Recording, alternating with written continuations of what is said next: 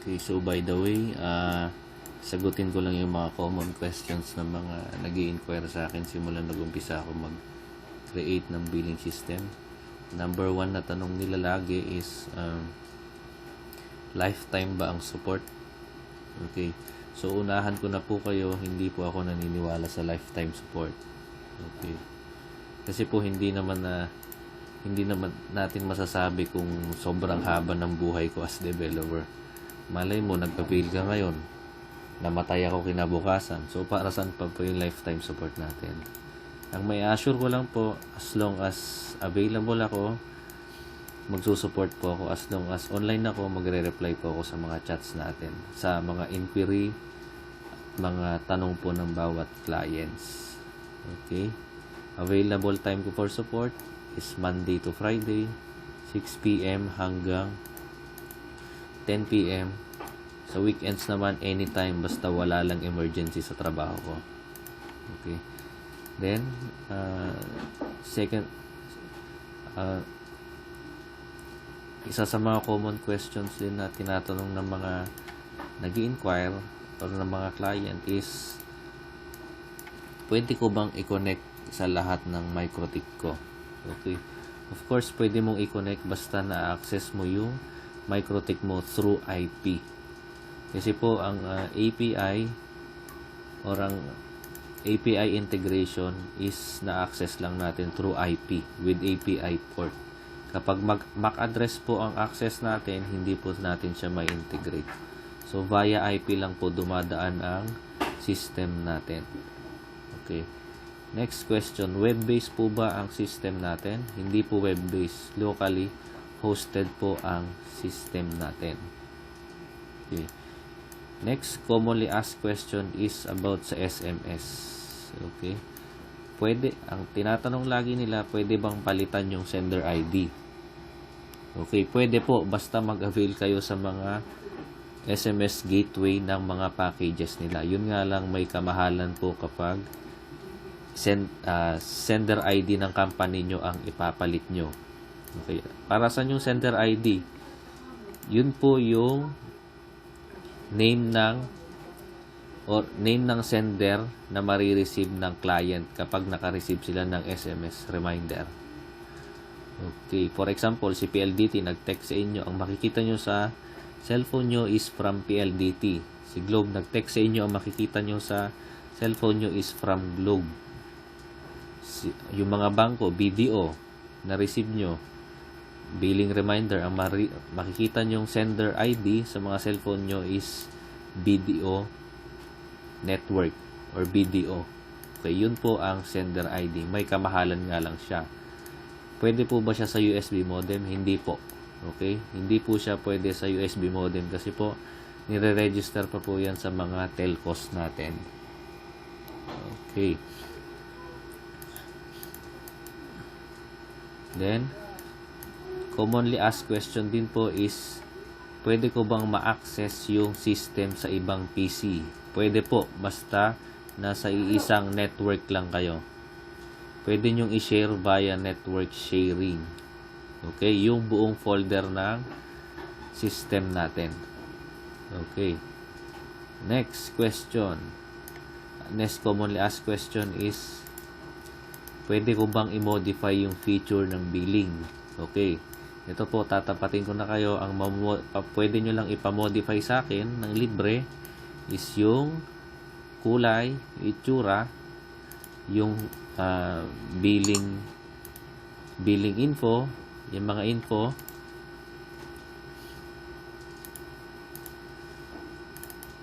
Ito, yung mga yan, yung mga info na yan, yung mga payment method. Pero yung structure po, hindi nyo po pwedeng ipamodify based sa gusto nyo. Okay? Pare-pareho dapat lahat ng client ng bawat feature. Kasi po magkaiba ang nagpagawa ka ng software sa bibili ka ng software. Okay? Sa presyo ko, sakto lang po siya na bibili ka ng software. Kapag nagpagawa ka ng software based sa gusto mong feature or mga settings, aabutin ka po ng 50 mil mahigit. Okay? Kahit po mag-inquire kayo sa mga IT, sa mga programmer. Yung iba baka 100K pa singilin sa inyo. Pero yun po, lahat ng feature na gusto mong ilagay, lahat ng kagustuhan mo, pwede nilang ikabit. Sa akin po, ang limitasyon lang is yung itsura, yung kulay, at yung mga billing infos, mga payment methods, mga bank accounts, yun lang po.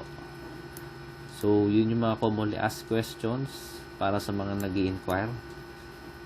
Sana naintindihan nyo. Yun lang po ang limitation ng system natin. Okay?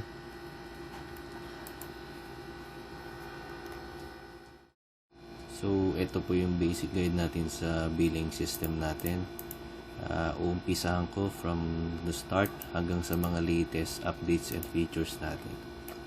So, ituturo ko muna is kung paano yung MikroTik integration natin. So, basic lang naman siya.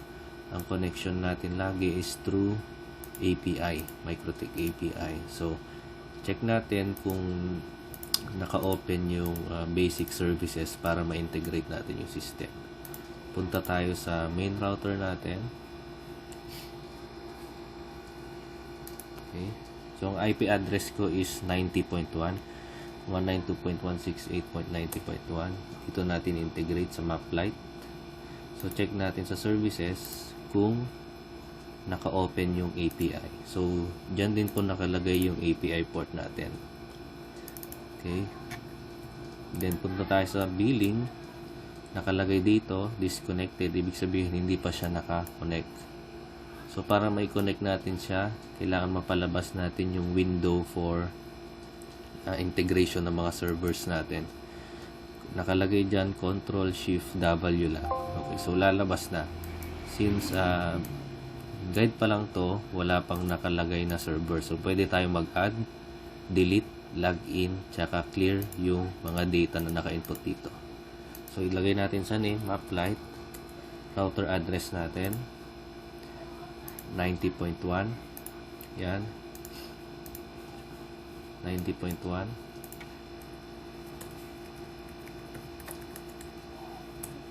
API port natin. So, ang API port natin sa services is 8728. Yan naman po ang default API port. User natin is admin lang. Wala akong nilagay na password. So, i-add lang natin siya. Ngayon, lalabas na siya sa server location. So, pwede mo na ma-select. Lalabas yung mga credentials niya. So, dito po, marami tayong klase ng connection. Pwedeng through Radius server or normal lang na integration. Okay, pinagkaiba nito kapag normal na integration, mag-create siya ng authentication or PPOE secrets dito sa main router natin. Okay, yan. Dito sa main router natin. Pero, kapag naka-enable yung Radius natin, then nakalagay dito yung customer's details sa Radius server natin. Sample. Yan, yung userman. Userman natin. Isang customer kasi dyan is, yan, si admin. Yung router natin mag-create ng PPOE authentication dito sa userman. So, hindi siya mag-create ngayon dito sa secrets. Yun po ang pinagkaiba. Okay, so pwede kang gumawa ng authentication dito sa PPOE secrets. Pwede ka rin gumawa ng authentication sa Radius server kung naka-Radius setup ka. Okay, meron din dito yung disable real-time monitoring para mas mababa yung CPU usage kapag naka-integrate tayo. Auto login sa MikroTik para every time na i-open mo yung system, mag-auto login or auto integrate na yung sinet mong server. Then, auto connect SMS. Dito naman, meron tayong tinatawag na SMS dedicated server. Yan.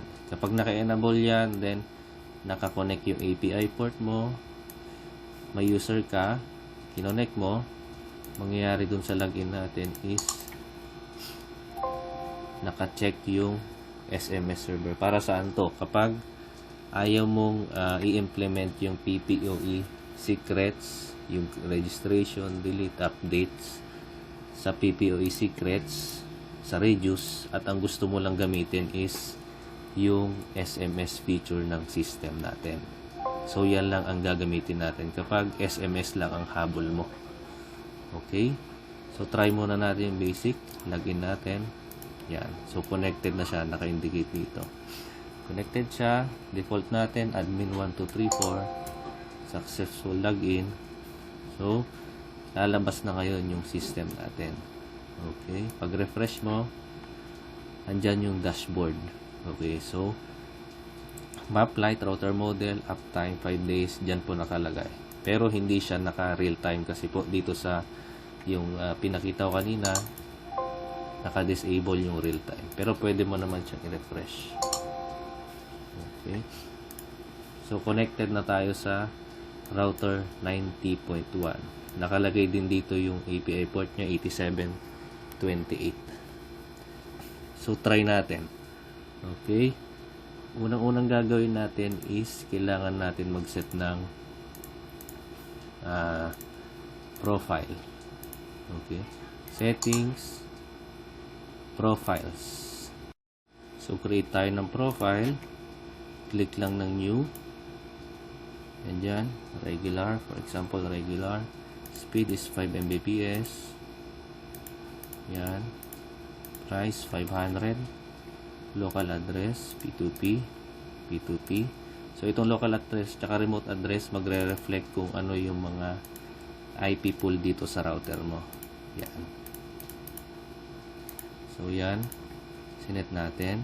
Then, pwede rin tayo maglagay ng up script at saka down script. Okay. So, add. Yan. Lumabas na ngayon yung profile na kinreate natin dito sa MikroTik. So, nag-reflect po siya. Okay. Paano naman kapag mag-i-import tayo? Let's say, meron na tayong pre-existing profile sa MikroTik, then i-import natin dito sa system. Dali lang po yan. For example, yan. Gumawa tayo dito sa system. Dating meron na. Regular. Okay. 5M. Yan, regular. So, i-import natin siya. Okay. Import lang. Then, lalabas na siya dito. And kahit yung price lang po ang lagyan natin. Hindi na mahalaga iba. Okay. Price. Dyan na. Then, meron ka ng profile. Okay. Ngayon naman, sa type of connection, dito ka pwede magdagdag. Ang nakalagay na dyan is wireless PPoE, fiber, OLT, VLAN, o SPF, static. Depende kung anong gusto mong ilagay. Okay. So, try natin mag-create ng account via secret. Okay. Click new. Yan. Automatic, nakalagay na dito yung account number natin. Ito po yung mag-i-start ang series. Pwede rin tayo maglagay ng picture kung gusto natin. For example, yan. Okay, account name. Ako. PPoE password. Yung secret password natin. 1234. Client name. Contact number. Address. Email address. Yung Facebook link, ituturo ko mamaya kung paano yung integration yan. Groupings, since walang group na na-create, wala tayong masiselect. Dito kapag naka-static IP yung client natin, pwede tayong mag-input ng kahit ano. Sa mga naka-static. Server, connection type, subscription cover. For example, ang start ng subscription niya is every 20 of the month. Okay? Every 20 of the month. Profile, yung regular. Lalabas na ngayon yung price mo. Okay.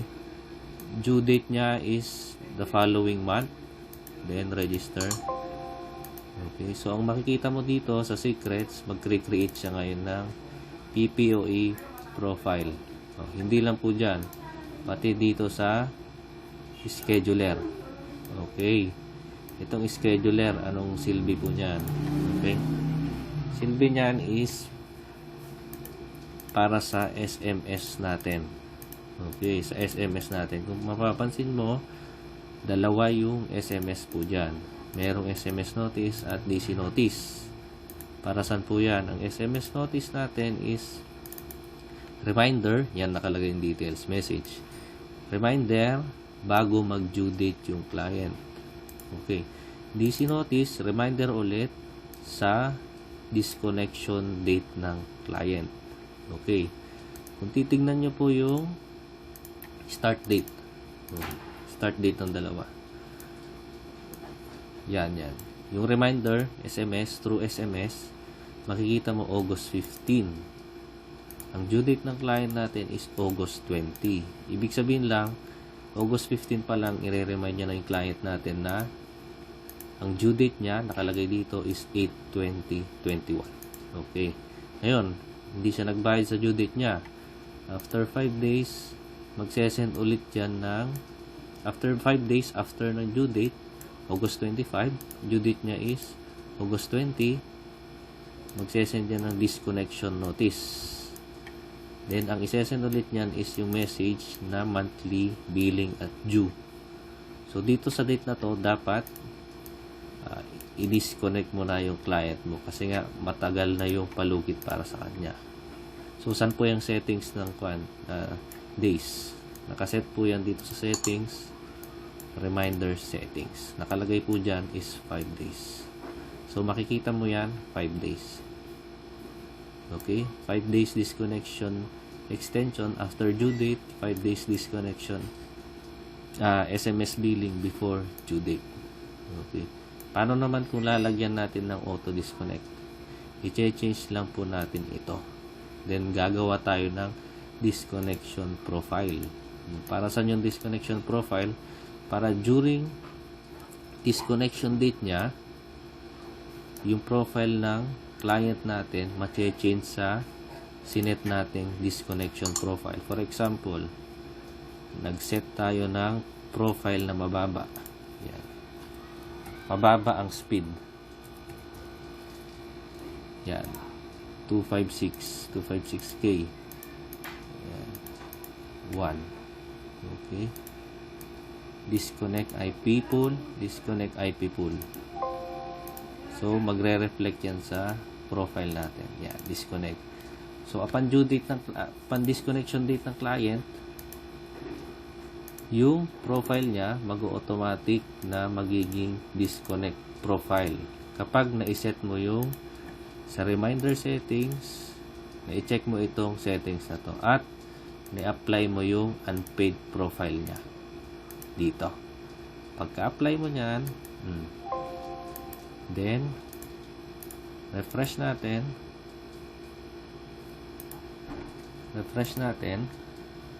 Okay, makikita mo ngayon naging 3 yung scheduler. So check natin itong bagong scheduler. Ito po yung disconnection profile natin. Kung titignan nyo po, August 25, yan po yung DC notice or disconnection date natin. Okay, titignan nyo po yung script.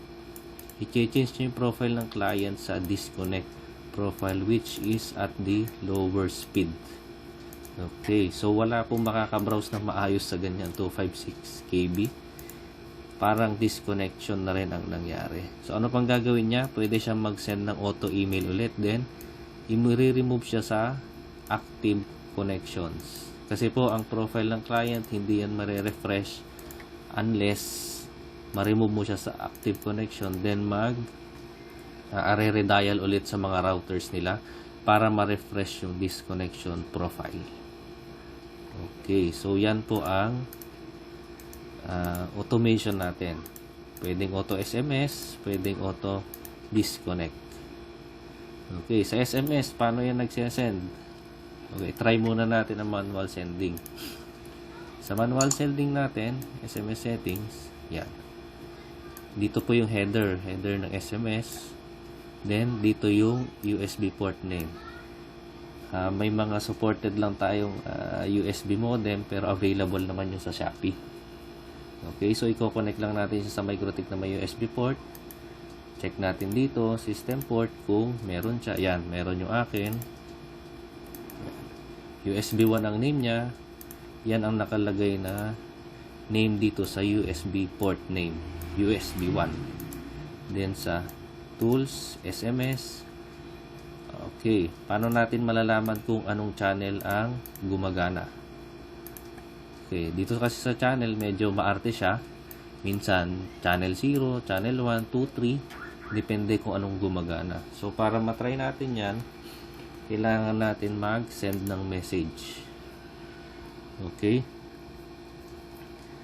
Try natin mag-send.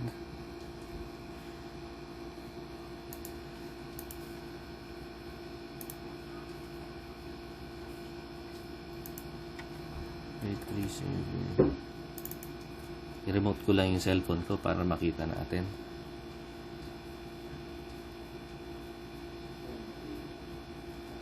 So yan, makikita mo yan. Okay, try natin sa channel 0. Try. Okay. Ngayon, pag nag-send ka, okay, timeout, ibig sabihin hindi pwede yung channel na yon. Okay, try natin yung channel 1. Send ka, nawala. Pag nawala yung window na yon, itong window na to, upon sending, ibig sabihin lang gumana yung SMS mo. Okay, ngayon may senaryo kasi minsan na kapag yung channel nag-send tapos na-stuck dito, ibig sabihin hindi siya nagse-send ng maayos. So hahanapin natin yung channel kung saan nawawala itong window na to upon sending. Yan.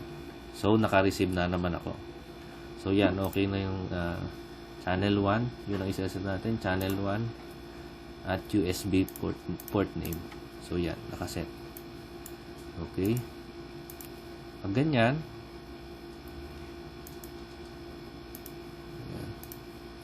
refresh. Okay. Yan na, SMS notice. August 15, 5 days before due date ng client, may SMS notice tayo. And then, 5 days after due date, may disconnection notice tayo. 5 days after due date, madi-disconnect yung client natin. Okay, so yun po ang purpose ng scheduler natin sa normal PPOE setup.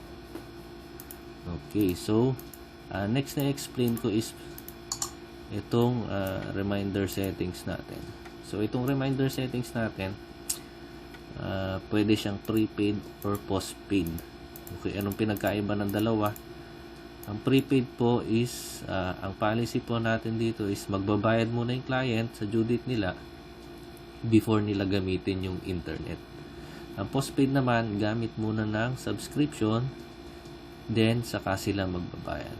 For example, ito postpaid. Gawa tayo ng billing. Control B. Control B or right click billing or select print billing. Yan. Kahit ano sa tatlo.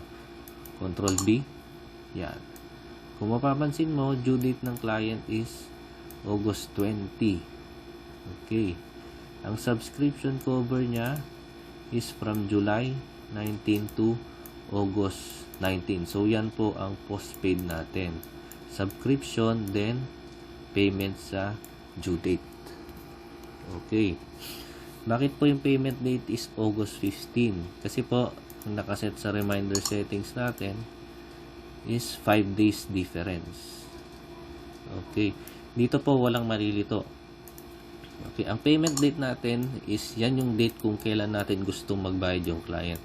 Ngayon naman, for example, hindi yan yung date na nakapagbayad yung client. For example, mas maaga, August 11. Pag gumawa tayo ng form, makikita mo sa form, niya, yan. Yung statement date niya is yung date ngayong araw. So, kapag gumawa ka ng billing or receipt ngayong araw, yan po yung tunay na date. Itong payment date is para lang may guide tayo kung kailan natin gustong magbayad yung mga clients natin. Pero, sa pag-create ng forms, receipt payments, ito po ang statement date natin. Okay. Next. Try po natin ang prepaid. Yan, prepaid. Gumawa ka ng prepaid. Yan. Bayad muna sa August 20.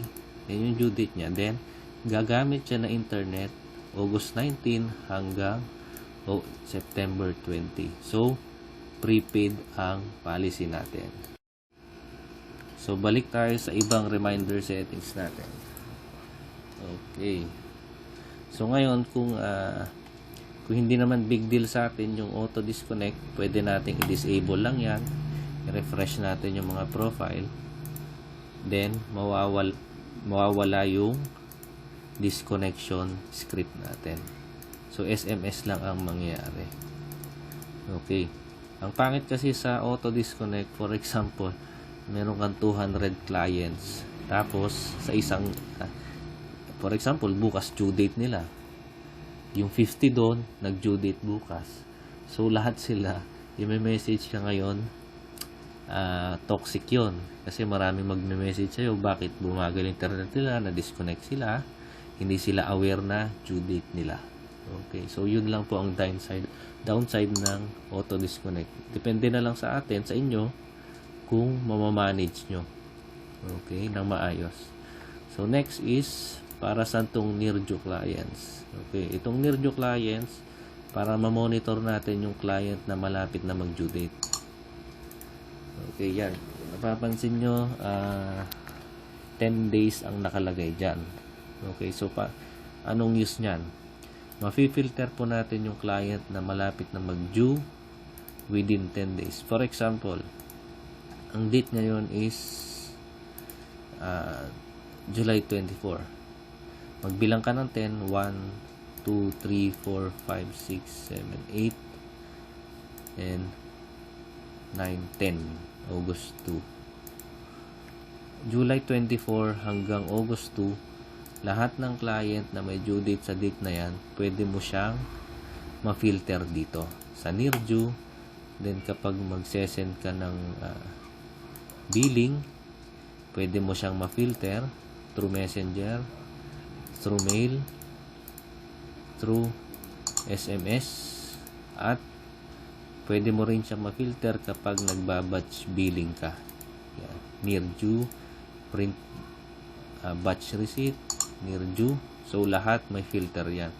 Anong use nun? Para ahead of time, pwede ka mag-send ng billing reminder sa mga clients natin. Okay. Sample natin, iset natin. Since ang Nirjo client natin is within 10 days, pag may client kang from July 24 to August 2 na ang due date is 25, 26, 27 hanggang August 2, mafi-filter ngayon ni August 1 iset natin. Mafi-filter ngayon ni system natin. So, August 1 yan. Pagka-click ko ng Nirjo,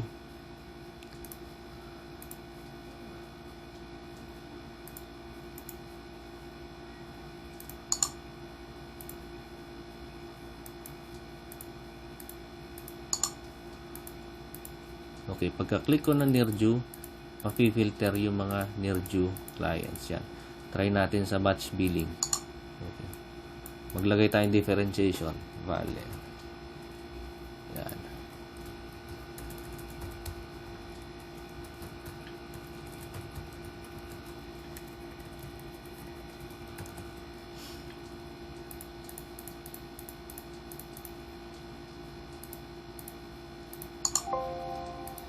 Yan.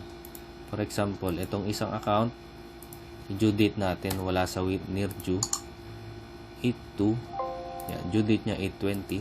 Pag-click mo ng Nirjo, yung 8/1 lang ang mafi-filter natin. So, siya lang yung magagawa natin ng billing. Okay, kasi nga pasok siya sa 10 days range. From 24 to August 2. Try natin sa send SMS. Pag-click mo ng Nirjo, siya lang ang masesendan. Okay. Mail, ganun din po, Nirjo, siya lang ang masesendan. Messenger, Nirjo, siya lang ang masesendan. Ganun din sa batch billing. Nirjo, form, generate. Okay. Isa lang yung nagawan. Okay. Siya lang ang nagawan ng billing natin. Okay, so yun ang use ng Nirjo. Okay. Nirjo notice natin para ma-filter yung mga client na paid na at malapit na mag-due date. Okay, so next, reminder settings natin. due date extension. Ito. Ang due date extension natin is yan. Kapag mag-create tayo ng account, for example, sinelect nating subscription cover is every 15 of the month.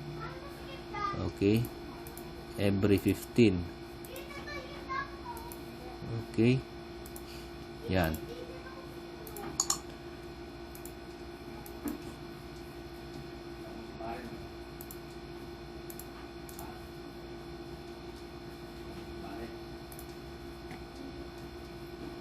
Cover. Yan. Pag every for example, every first of the month, okay. Due date extension natin is magiging 2 kasi nga ang nakaset sa reminder settings natin ay due date extension is 1. Okay? Pag nag-set ka ng subscription cover 24, magiging plus 1, ang magiging due date mo is 8/25. So, kapag may due date extension ka dito na 1, may dadagdag lang yun sa subscription cover natin. So, para sa itong subscription cover natin, ito yung from start to end of subscription ng client. For example, 11. Okay? July 11 hanggang August 11 yung subscription ni client natin. Then, post-dated, mag-due date siya ng August 12 kasi nga plus 1 day due date extension tayo. Okay, next. Para saan naman itong disconnection time natin? Okay, itong disconnection time natin para po yan sa oras kung kailan mag-execute yung script natin. Okay? Oras kung kailan mag-execute. So, pag 7, start time niyan is 7. Bakit? Kung papansinin natin, bakit may butal? Okay? Kasi po sa SMS, ang downside kasi sa SMS kapag sa MikroTik, meron tayong maximum of 20 SMS na maisesend lang sa 10 segundo. So, nilagyan ko yan ng additional minute and time para maisend lahat. Kasi po, kung nasa 200 yung client natin, tapos nag-send ka in 1 second, hindi po maisesend lahat yun. Yun po ang idling time ni MikroTik sa sending ng SMS. Kaya po nilagyan ko siya ng magkakalayong interval para mag-send po siya ng SMS. Ewan ko kung nagigets nyo yung point ko. Okay, pag sinet natin yan, 9 a.m. Okay. Refresh mo lang yung client. Pag isa-isang refresh, isa lang. Pero po, ayan, lalabas. 9. Okay, 9 a.m. Kung gusto mong i-refresh lahat, pwede naman. Refresh all. Okay. So, lahat, may change ng 9. Yan. Yan ang use ng disconnection time natin. Yung scheduler time natin, may iba. Okay, next. Okay. Itong warning pop-up settings, pwede siyang,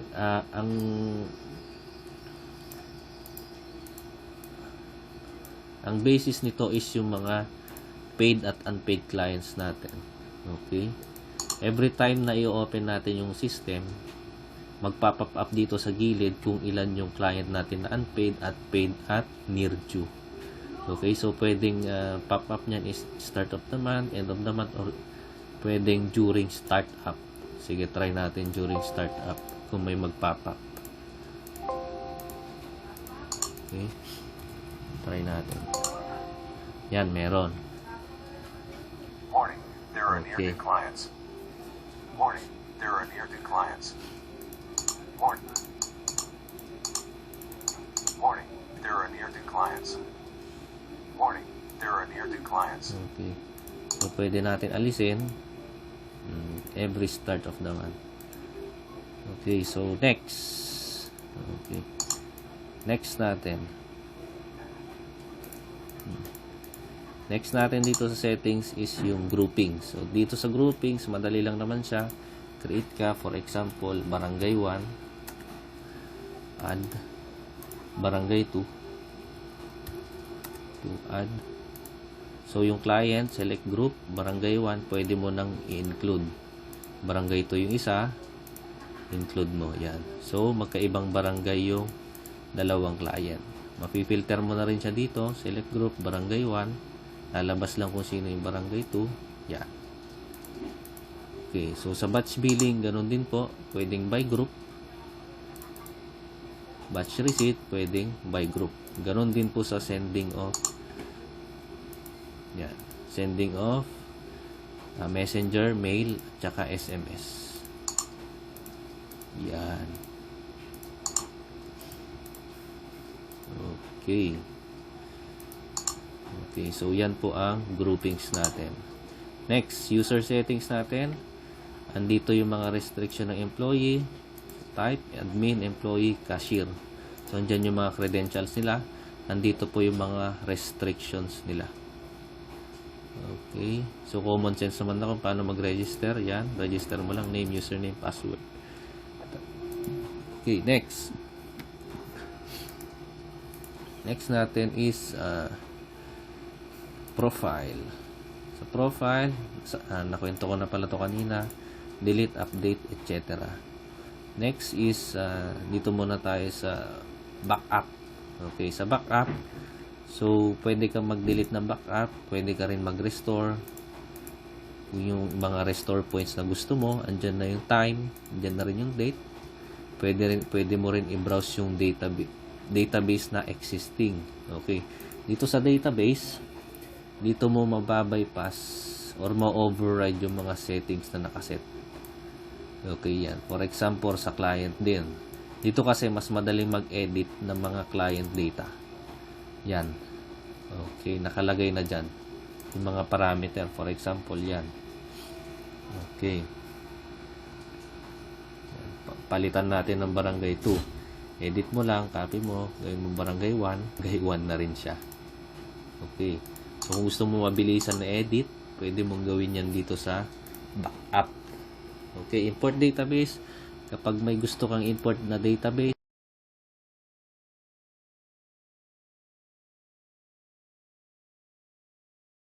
from backups sa Google dito lang pwede mo siyang kunin dito. Pero yan, data mariread niya agad. Okay, next is itong auto backup natin during startup. Every time na mag-open yung system natin, mag-create siya ng dalawang backup. Okay, ng latest backups natin. Auto backup to email every 10 minutes. Mag-upload yan ng email ng backups database sa Gmail natin if naka-integrate sa Gmail natin. Ito naman auto backup locally host every 10 minutes. Magpa-backup yan sa database folder natin ng latest database natin every 10 minutes. Okay. So, backup to Gmail, paano ginagawa yan? Unang step natin dyan is kailangan ma-turn on natin yung less secure app settings sa Gmail natin. Dito yan kinukuha. Click mo lang yung profile mo. Manage your Google account. Security. Then, yan. Turn on less secure apps. Yan. Kailangan ma-turn on natin yan. Ngayon, may mga account na walang settings na ganito. Kailangan nyo lang gawin. Alisin nyo yung two-step authentication or verification para mag-appear yung less secure app settings. So, kailangan mo lang i-turn on yan para ma-integrate mo yung system. Lalabas. Critical security alert. Check activity. Yes, it was me. So, try natin. Backup to Gmail. Unsuccessful. Kasi nga, hindi pa nakalagay yung Gmail natin sa credentials. Lagay muna natin.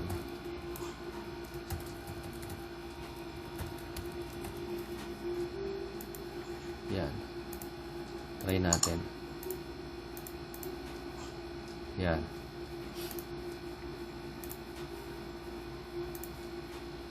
Okay. Backup pa successful. Ayan na yung Gmail natin. Okay. So, yan yung latest database natin. Okay. Para lang hindi mawala yung mga data.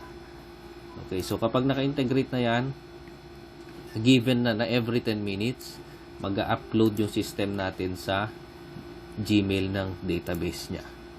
Okay. So, yun po ang backup system ng Gmail natin at kung paano i-integrate. Una, ilagay mo yung Gmail credentials mo dito. Then, turn on mo yung less secure apps mo sa security settings ng Gmail mo. Next natin is nito, credentials. Okay? Contact number, hindi naman ganun kahalaga yan. Nag-a-appear lang to sa email na sinesend. Email reminder sa clients. Gmail username, dito yan nilalagay. Dito sa account prefix, yan. Account prefix, account number prefix, ito yung start ng series ng mga account number na nakalagay. Okay, nakalagay sa per account. Yan. Mar. Okay, pag change natin, for example, iGray. Yan. iGray ang sinet. Refresh lang yung database. Magiging iGray yung account number. Okay. So, balik natin sa MAR.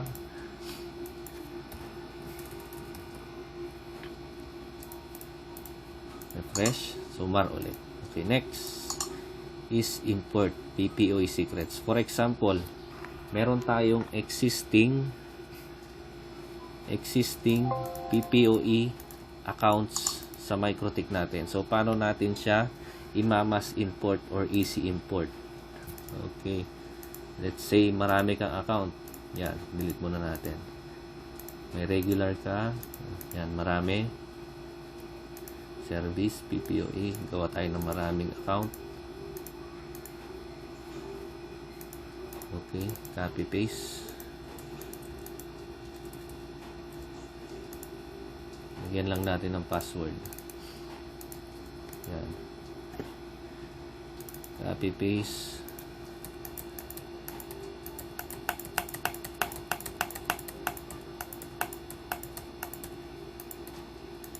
Yan, 20. Okay, so may 20 accounts tayo, tapos may isa tayong profile. First things first, hindi mo ma-import tong mga accounts na to kapag hindi mo na-import yung profile. Okay. Kasi walang mababasang account kung hindi alam ng system yung bawat profile nila.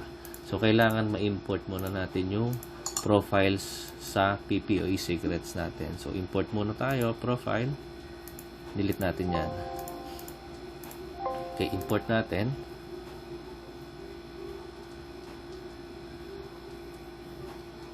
Import natin. Gawa tayong account. Regular. Let's say may existing profile. Yan. 5M.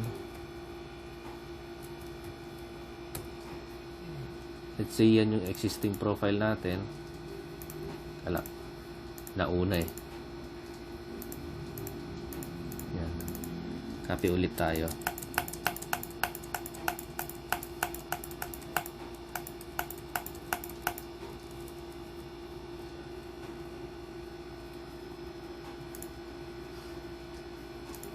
Yan, 20.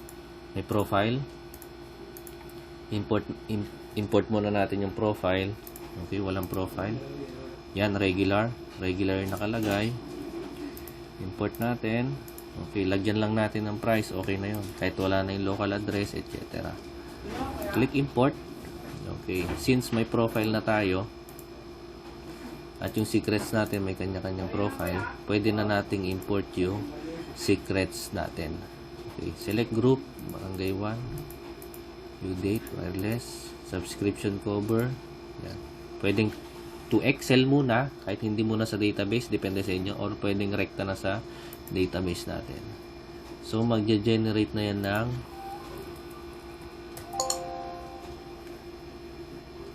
database based dito sa secrets natin. So, yan na. Okay, meron na rin siyang nakaseries na account numbers. Okay. So, ganun lang kadali mag-import. Try ulit natin. System scheduler. Okay. Delete natin.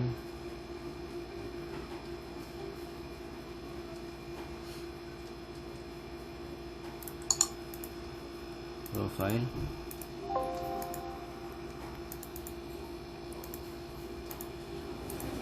Paano kung madaming profile, magkakaibang, madaming secrets, magkakaibang profile, ganun rin po. For example, iba-iba yung profile natin. Yan. 5M, 5M. Copy. Silver. 10M, 10M. Yan. Tayong dami na secrets. Regular, 10. Copy, 1, 2, 3, 4, 5, 6, 7, 8, 9, 10. 10 na regular. Copy, 10 na silver. Copy natin yung silver.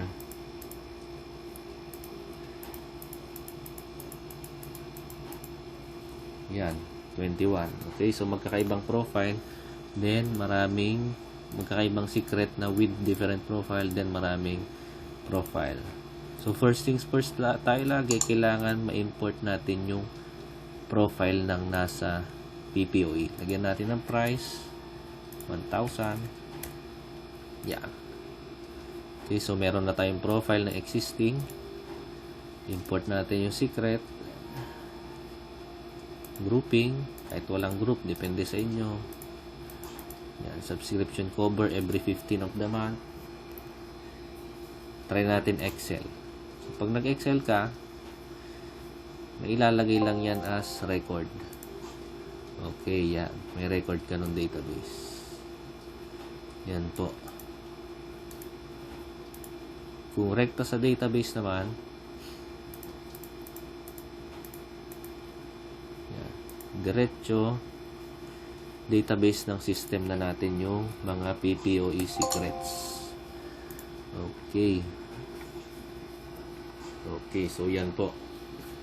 Okay, so kapag meron na tayo nito, pwede na natin i-edit yung mga client info. CP number, home address, email address, Facebook, then mga due dates nila. Okay. Ngayon, para for example, maglilipat tayo ng MikroTik. Okay, so wala yan. Wala din tong mga profile mo. Pero meron kang database. Database ng client at database ng profile. So, para mag-reflect naman ngayon dito sa MikroTik, i-refresh all mo lang or refresh. Okay?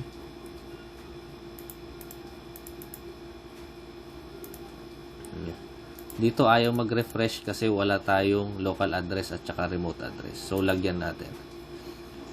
Pati speed. Yan. 2P, P2P. Yon. Okay. Update.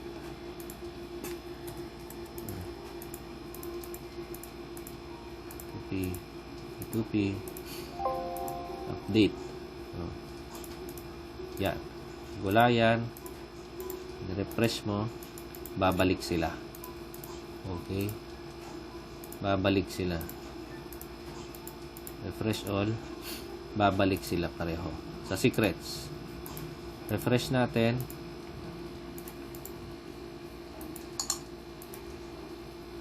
Yan. Bumalik yung secrets kasama ng designated profiles nila. Kasama na rin yung mga automated scripts. Okay. So, bumalik lahat yung 21 items kanina. So, ganun lang kadali yung integration natin. Okay, next natin. SMS. So, SMS, nasabi ko naman na kanina to. Ditong gateway, medyo may kamahalan nga lang. Kailangan mo ng SMS gateway, upa ka monthly. Pero dito sa USB modem, kailangan mo lang na supported na USB modem plus SIM na pwede mo i-Unli Text promo for 1 month. Unli Text to all network. Para sa akin, mas tipid itong USB modem compare kay iText mo SMS gateway. Okay? At dito sa USB modem may automation. Unlike kay iText mo, wala siyang automation. Manual po lahat yan. Okay, punta naman tayo sa SMS. Try natin. Okay. itong isang account. Ilalagay ko yung gawa tayo ng account. Ilalagay ko yung personal number ko.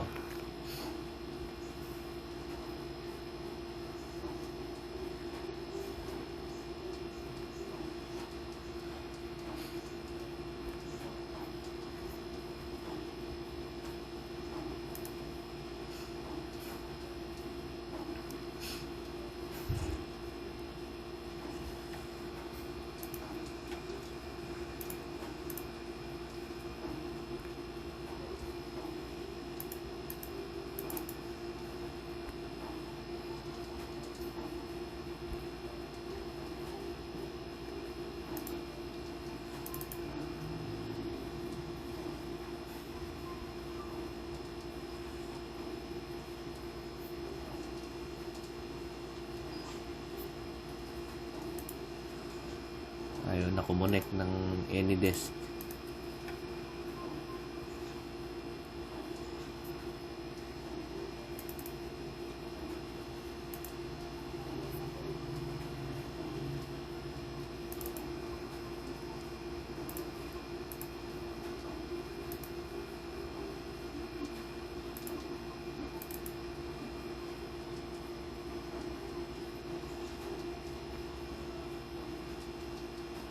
Yun, connected na siya.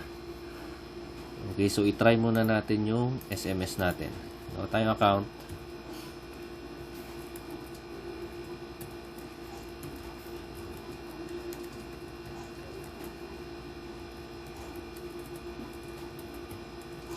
Tiago City.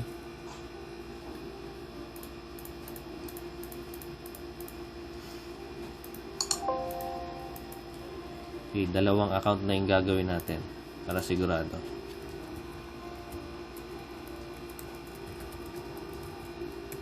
Dalawang account, same number.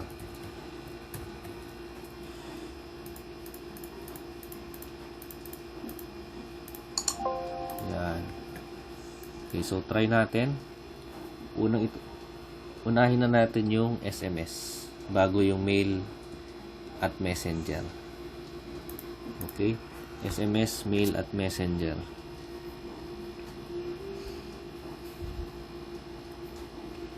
So ito yung SMS. Try natin mag-send ng billing. Control B. Right click, send SMS bill. Okay, check natin if may na-receive sa client. Okay, so yan yung number ko, meron akong na-receive. Nakalagay dyan yung info, due date 8:30, tama ba? Tama, 8:03. Tama. Then delete. Okay, dito SMS settings natin, itong dalawa. Kapag nag-create tayo ng billing, automatic mag-send na rin ng SMS. Kapag create tayo ng receipt, automatic mag-send na rin po ng SMS. Yan, for example, isa. Yan, billing niya. Okay. Check natin. Okay, may na-receive na billing. Okay, so tama siya. Receipt. Try natin sa receipt. Yan. 1, 2, 3. 300.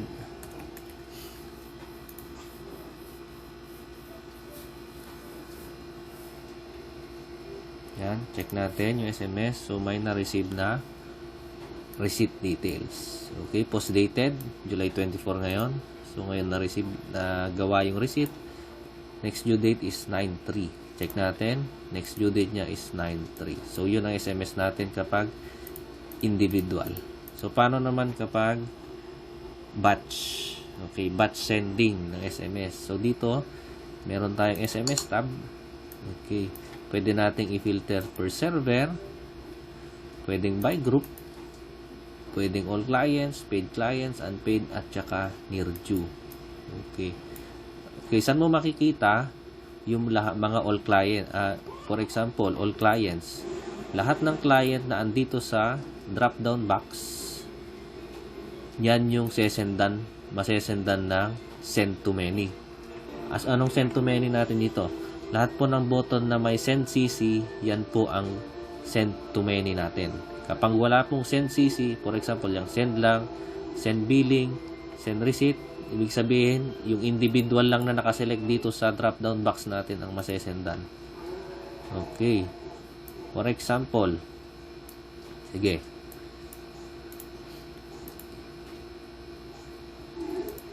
Yan, gawin nating unpaid tong isa.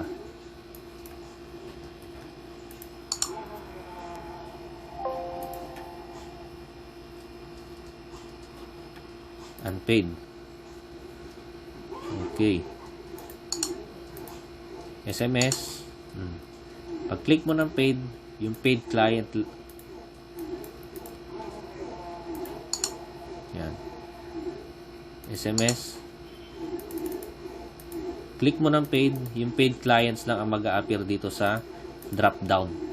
Click mo na unpaid, yung unpaid client ang mag-re-reflect dito sa drop down. Click mo na all client, lahat ng client magre-reflect. By group, depende kung paano yung groupings mo sa client, kung saan mo sila ginroup. Okay, ganun din sa server location. Pag set ka na server location. So, yun ang filtering natin dito sa SMS.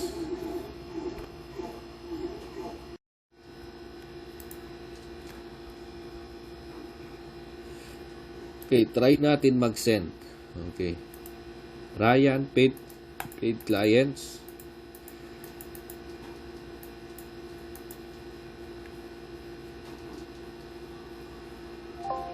Okay, paid client, Ryan. Sendan natin. Send billing CC. Send billing CC sa lahat ng paid client. Okay, so na-send. Check natin if may na-receive. So, meron tayong na-receive. Okay, account number 000 yung dulo. Ryan 000 yung dulo. Okay, so try natin. Unpaid client. Unpaid Balen. Okay. SMS pala. Unpaid client si Balen. Okay. Send billing CC. Check natin if may na-receive. Yan. Meron siya na-receive. Account number 0001. Ni Balen. Client Balen. Yan. 0001. So, yun po. Send SMS. Basta may send CC, send to all. Kapag send to individual, i-select mo lang yung client. Pwede mo rin siyang i-search. Yan. Then, send billing. Billing is individual. Click mo send billing. Yan. Check mo. May na-receive na yung client na yun. Okay. 000.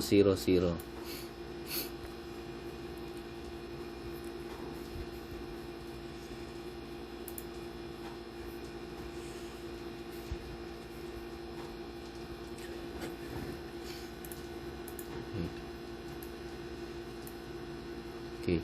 Kung gusto mo naman mag-send ng random number, lagay mo lang dito. Send to SMS 93688459206. Yan. Send.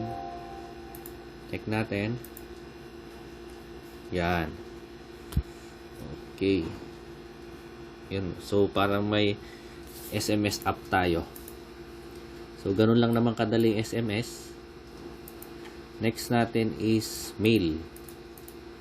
Okay, sa mail, dito, ganun din, same principle, send CC, pare-pareho lang naman. Ang pinagkaiba lang, merong attachment dito.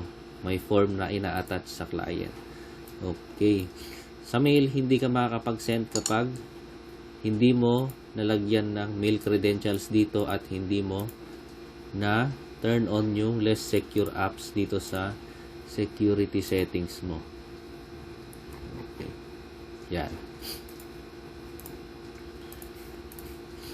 So, try natin mag-send. Try natin mag-send. Lagay ko yung email ko.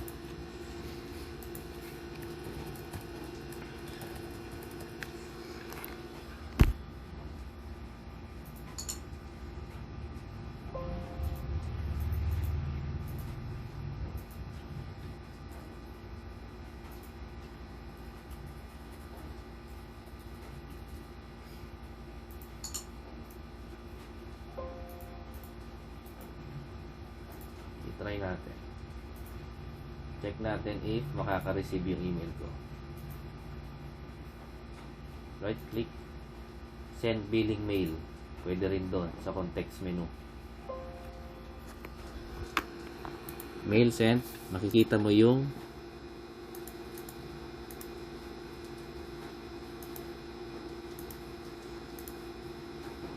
okay, wala siyang na-send na form. Bakit? Kasi hindi tayo gumawa ng form niya. Okay, dito sa send billing, form ang sinesend dito. Okay. Gawa muna tayo ng billing nila.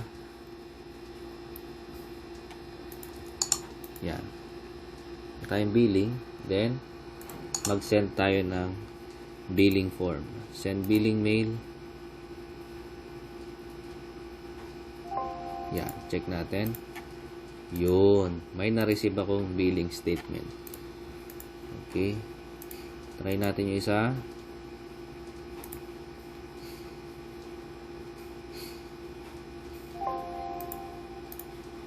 Then, may na-receive ako. Ngayon, dito sa mail manager, pwede ka rin mag-send ng billing details lang. Walang billing form. For example, yan. Without billing form. Select ko. Ryan. Send billing. Kapag isahan lang, naka-direct kay Ryan. Send CC. Kung sino yung mga account na na-filter dito. Ganon din sa SMS. Unpaid, paid, all clients, near due. Okay, so, try muna natin all clients. Yan. Without billing form, ibig sabihin, details only. Send billing. Yan. Send billing. Makikita mo, billing details lang ang magpapakita. Ganun din sa receipt. Without form, send receipt.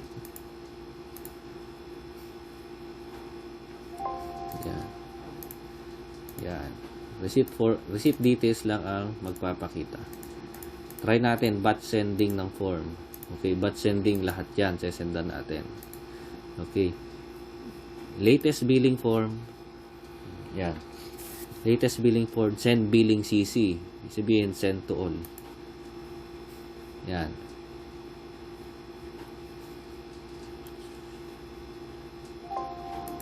Check natin if na-send. Okay, so dalawa yung na-receive natin dahil same email lang yung dalawang client. Okay, check mo. Yan. Billing statement. How about sa receipt? Okay, try natin sa receipt. Gawa muna tayong receipt. 700.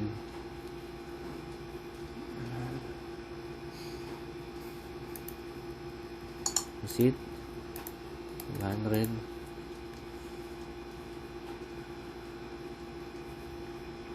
Yan. Tapos send tayo. Send mail. Latest receipt form. Send CC. Huwag nyo kakalimutan nyo na basta CC, send to all lagi.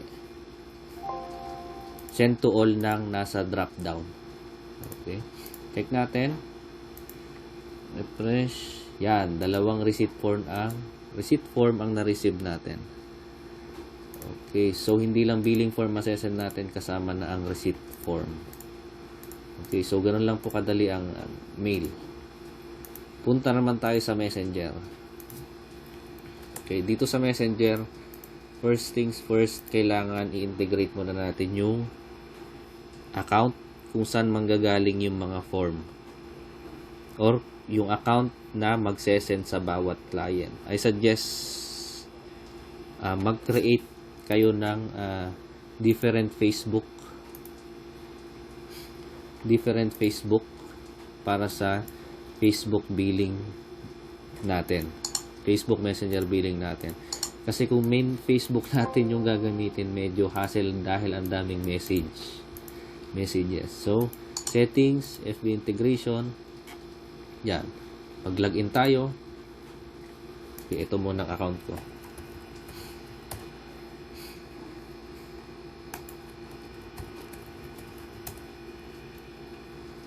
Ayaw ah.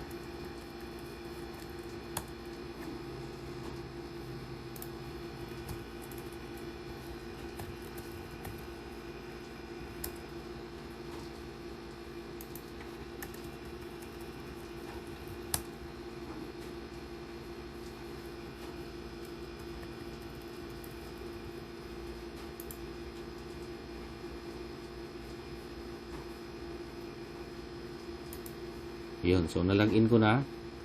Yan ang FB ko. So, itong header, ang use dito kapag nagsesend tayo ng pag magsesend tayo ng billing receipt or details sa Facebook Messenger, ito yung header ng bawat details. Okay. Dito, pwede ka mag-check kung gusto mong isend sa Messenger with details lang. Pwede mo i-check. Details lang. Billing with details. Kung naka-uncheck yan, walang masesend sa client. Okay. So, dito, pwede mong i-select kung form or details ang isesend mo. I suggest kahit billing details na lang kasi kumpleto naman yan. Kung form kasi medyo matagal mag-upload ng billing form, matatagalan yung bawat sending natin. So, sa billing details, mas mabilis kasi text lang naman ang itra-transmit niya sa Facebook Messenger. Okay, so try natin.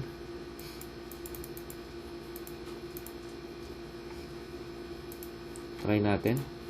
Okay. Unahin natin itong isa. So, dito, para makareceive yung client natin, kunin natin yung Facebook Messenger ID. For example, sendan ko yung sarili ko. Yan. Yan. Select ko yung sarili ko. Papakita dito yung Facebook Messenger ID. Okay. For example, si Sir, yan. Ito. Siya yan. Yung akin naman, yan. Select ko siya. Yan yung Messenger ID ko. Lagay natin sa Facebook link.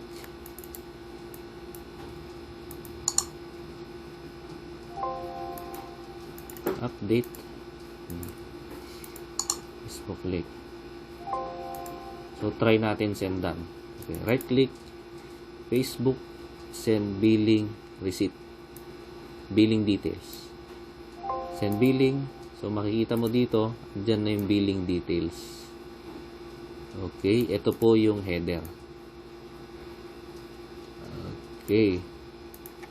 Try natin billing form.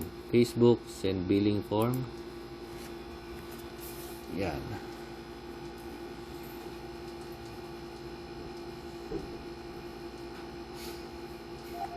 Yan. Pagka-click, makikita mo, yan. Na-receive ng client yung billing form. Okay. Then, since dito sa Facebook Messenger natin naka-check yan, kung ano po yung naka-check dito, for example, details, pag gumawa tayo ng billing, Control B, automatic po, magsesend yan ng billing details sa Facebook. Yan. Naka-receive ako agad. Okay. Yan. B. Yan. Okay, dalawa yung na-receive ko. Try natin yung form. Yung form kasi medyo matagal lang mag-upload eh. Receipt form. Yan. Billing, save form.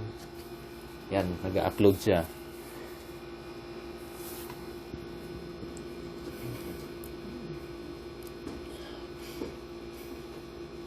Okay.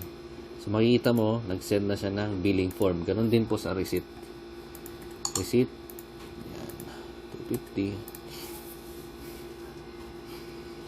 Yan. Sending receipt form.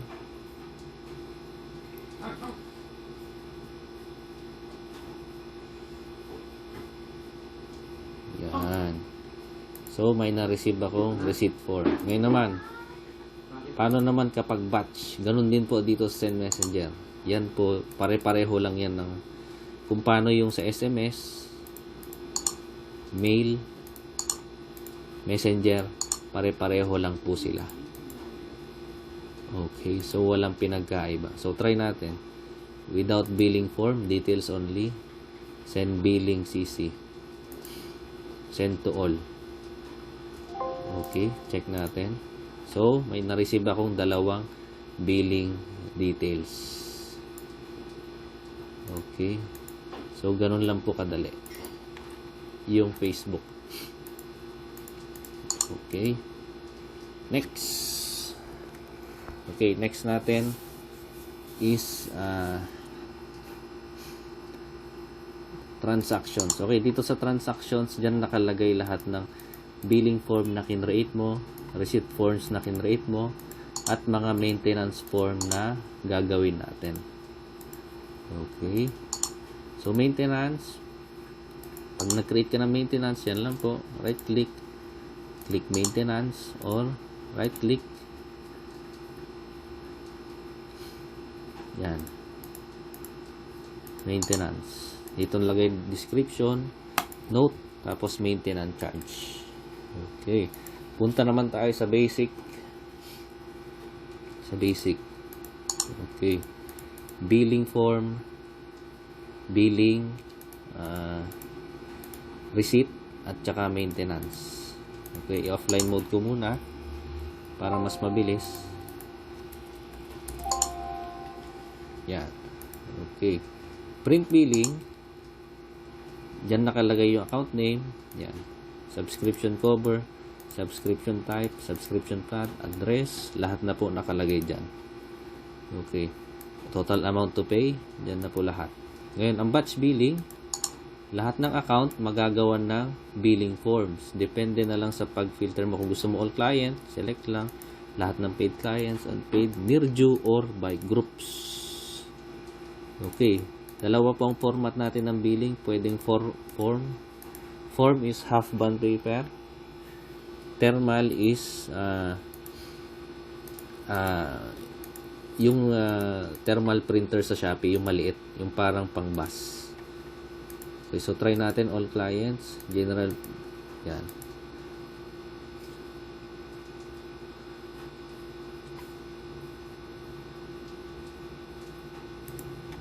Yan. So lahat ng na-batch bill natin lalabas dito sa desktop billing folder natin. Yan. Yan yung date. Okay, yan yung mga na-batch bill natin. Delete muna natin kasi may existing billing tayo kanina. Ulitin natin. Batch bill, all paid. Try natin yung thermal. Yan. Yan. So, thermal format. Yan. Okay. So, pwede nating i-print sa thermal printer. Yan. Paano pag receipt? Batch receipt naman. Dito sa batch receipt, ganoon din po. Okay. May dalawang mode nga lang.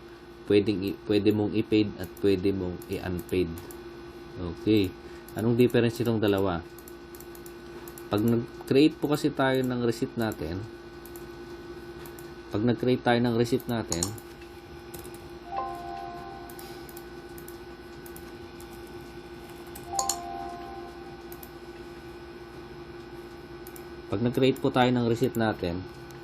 ang common po na nangyayari is yung due date natin is nag-a-advance ng isang buwan. Kasi nga po, pag nag-create tayong receipt, dyan na ibibigay ng client yung bayad niya. So, ang due date niya is mag-a-advance na the next month.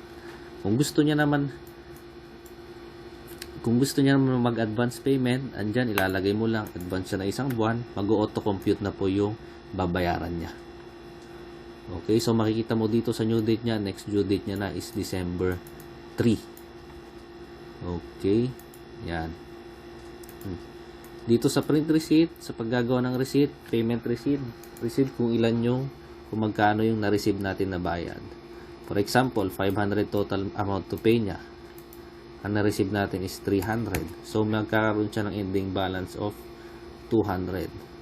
Then, nag-additional charge ka pa, 200. Okay? 200. So, magiging 700 yung amount to pay. Discount, 200. Balik. For example, discount, 50 pesos. Mag-auto-compute po lahat ng total amount to pay niya. Okay, nagbayad 500. May ending balance siya na 150. Okay. So, yun po ang creation of receipt natin. Try natin. October 3 yung due date. Create tayo ng receipt. Bayad siya. Papansinin mo, nag-advance ng November 3 yung due date niya kasi po nagbayad na siya. Check natin sa script. Kung nag-advance din po ng November 8 at October 29 yung mga script niya. Okay, so kung ano yung ginawa mong changes dito, kapag nag-create ka ng receipt, magre-reflect din po sa scheduler natin kapag integrated siya. Okay. Yan. Dito naman sa print batch receipt, pwede kang gumawa ng resibo na ang clients natin is maging paid sila lahat. Okay, pag paid sila lahat ng clients na generate mong receipt, mag-a-advance ng 1 month yung due date nila. Pag in-unpaid mo naman, hindi mag-a-advance ng 1 month yung due date nila. Okay, anong use nito? Kapag meron kang collector, tapos nag-generate ka, binigay mo sa collector mo,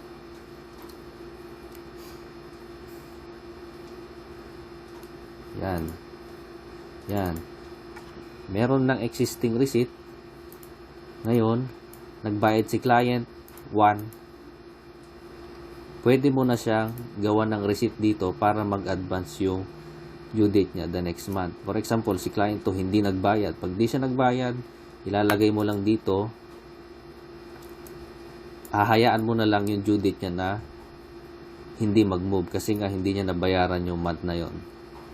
Kasi po, the next month, kapag yung due date niya is lapse na or past 1 month na, mag-auto-compute na po yan.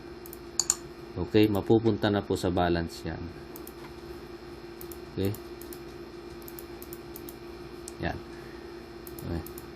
Kung may mga collector naman tayo, ang diskarte po dito is mag-export tayo ng client database sa Excel. Yan.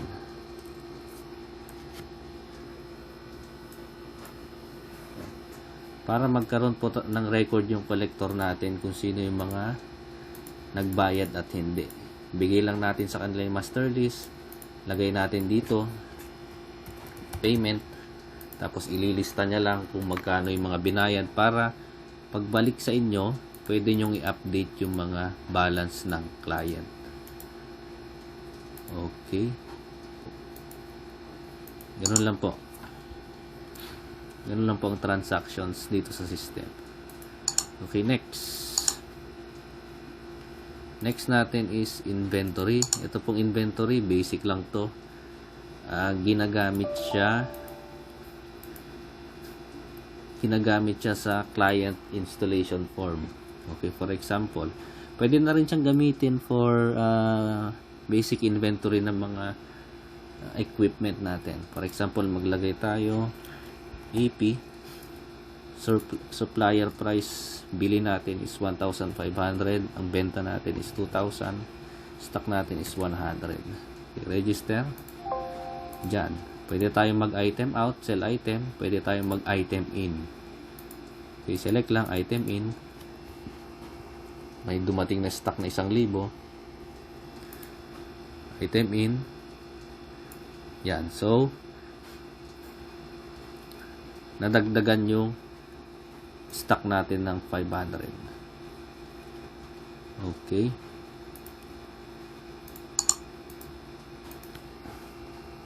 $500, item in.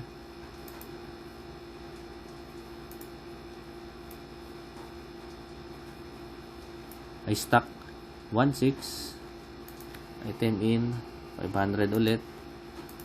Yan, 21. Padagdag ng padagdag. Okay. Basic lang naman siya. Yan. Nagbenta tayo, 500. Sell item, dapat may invoice lagi. Naging 2,000 kasi nagbenta tayo. Okay. Saan magre-reflect to? Installation form ng client. Create installation. Yan. Select material, AP, isa. Kung may discount, bahala kayo.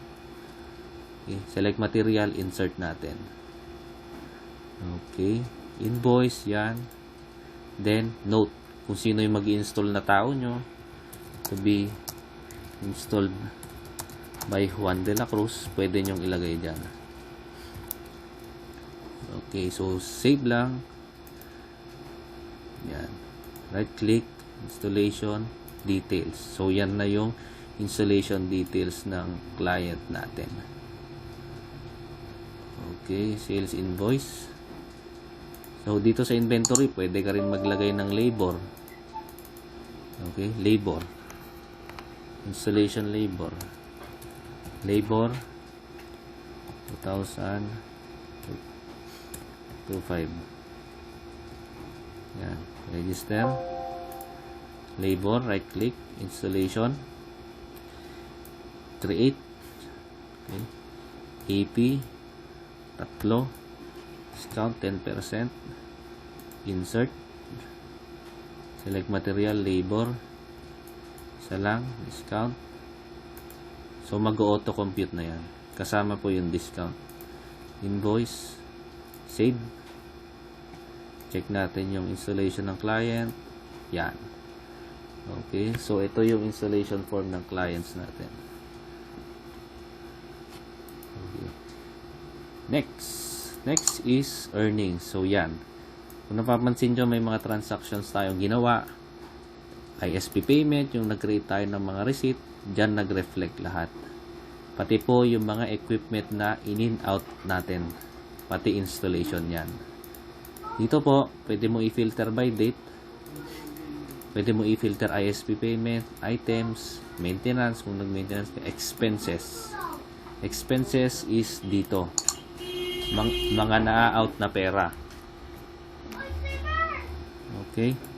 For example, bumili ka ng fiber cable. Price is 50,000. Quantity isa. Dineclare mo. Punta ka sa earnings. Magkakaroon ka ngayon ng expenses na 700,000. Okay? Fiber cable. Okay, so bakit naging 700,000 yung total expenses mo? Kasi po, kapag dito sa inventory, kung mapapansin nyo, merong supplier price at actual price. Okay, supplier price kung magkano mo nabili yung item. Ngayon, maidededuct yan sa price kung magkano mo siya ibebenta. Okay? So, yung puhunan po natin is considered siya as expenses. Ngayon, yung total net income, dyan po papasok yung kung magkano yung bili natin sa minus sa magkano yung pagbenta natin, yung kita natin. Okay, so dyan po yung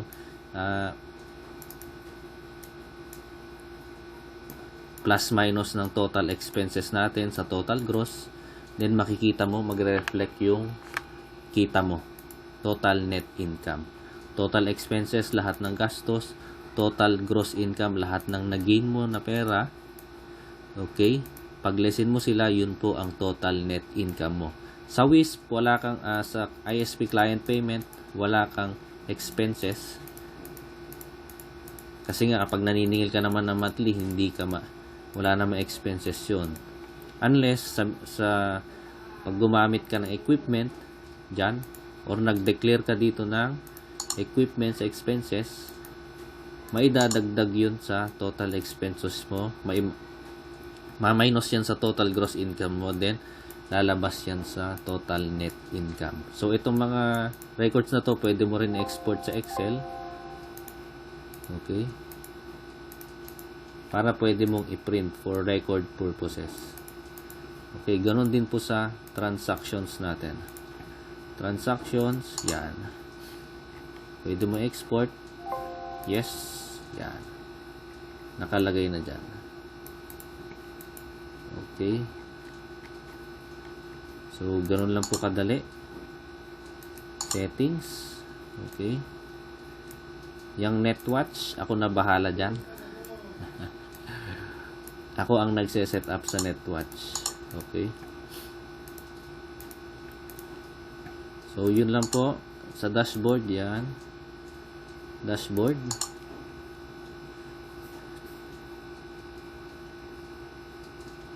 Yan. Papakita yung dashboard. Okay. Logs. ERP. Okay. Ngayon, for example, hindi mo naman hindi big deal sa iyo ang pag-integrate ng MikroTik ng system natin sa MikroTik, pero gusto mong gamitin yung SMS. Okay. Ang kailangan mo lang, MikroTik na may USB port, tapos USB modem na supported, then i-connect mo lang to. Okay, let's say i-offline natin. offline mode with SMS. Ang difference nito is hindi ka makaka-create ng secrets ng profile, pero magagamit mo yung SMS function niya. Okay, yan. Delete muna natin. Yan. Settings, SMS, enable mo. USB 1, USB channel. Yan. Connect. Okay. Then, try natin mag-create. Kita nyo, offline mode yan ha. Hindi siya mag-create ng secret at profile. Tanging scheduler, SMS lang ang gagamitin niya.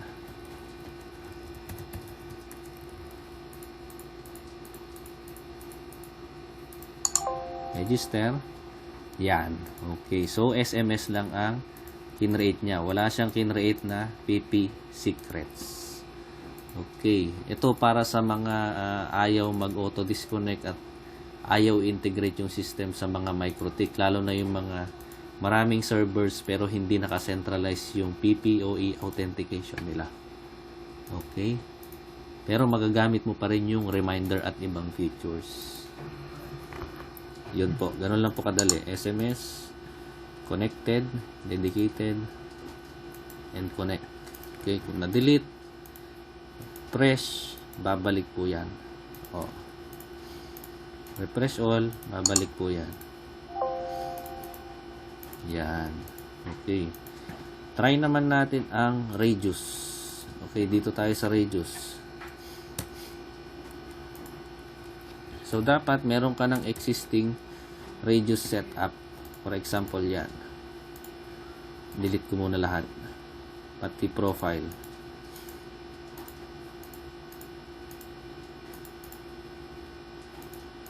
Delete natin lahat.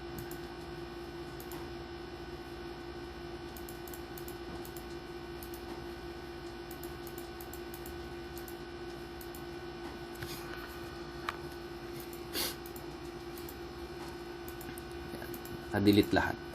Okay. Connect tayo via Radius. Connect natin yung MikroTik. Enable Radius. Login. So, connected na tayo. Radius. Okay. So, walang existing profile si Radius. Yan. Wala siyang existing profile. Okay. Pero meron tayo dito sa system na naka-encode na profile. Okay, yan. Meron tayong dalawa. Try natin if mare-refresh natin siya dyan. Refresh all. Profiles. So, yun. Na-refresh. Gumana. Regular silver. Regular silver. Try natin sa account kung makaka-refresh. Refresh all. Yan. Try natin. So, meron yung Radius account. Okay. Nag-reflect.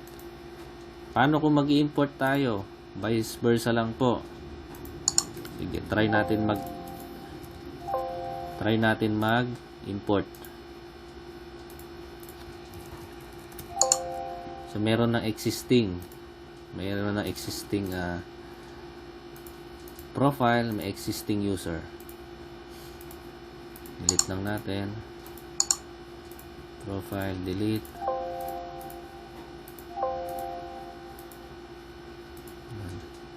Import tayo.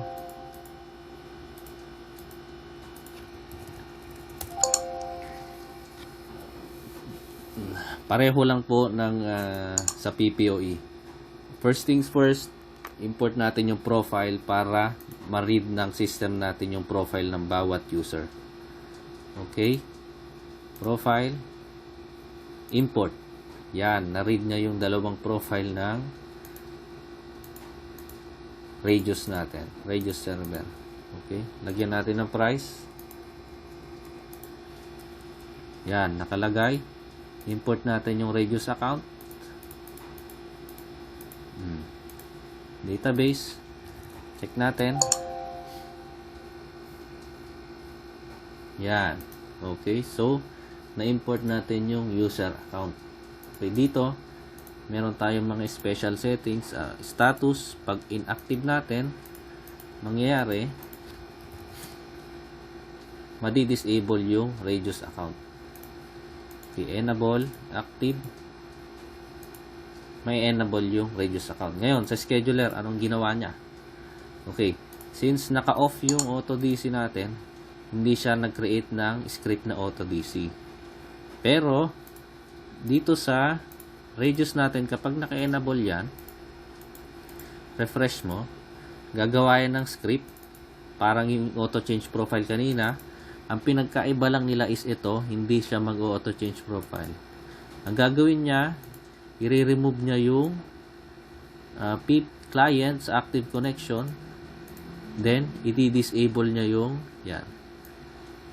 Find username, find user manager user, disable find username. I-disable niya ngayon sa Radius server natin yung client. Okay, during disconnection date. So yun ang way niya kung paano i-disconnect yung client. Totally disabled and disconnected. Unlike sa PPO Secret, auto change profile lang tayo. Kung ayaw mo naman implement yan, ganun lang din. Uncheck. Refresh. Okay, refresh para SMS lang ang mag-reflect. Okay, so ganun lang kadali kapag userman. Okay, userman. Or Radius server. Ang kinagandahan nitong Radius server is kapag naka-OSPF setup ka, pwede mong i-centralize lahat ng authentication mo. So, kahit naka-multiple servers ka, for example, madami kang branches, madami kang sites, magkakaibang MikroTik, pwede mong i-centralize yung authentication mo. Okay. Yun nga lang, hindi tayo ganun katalino. Hindi ko po alam ang setup. Hindi ko po alam kung paano i-setup yun. Ang nakakaalam lang po yung mga MikroTik consultants natin. Pero pwede ko naman kayo i-refer sa mga marunong. Okay. So, yun lang ang difference ng Radius at PPO Secrets. Okay.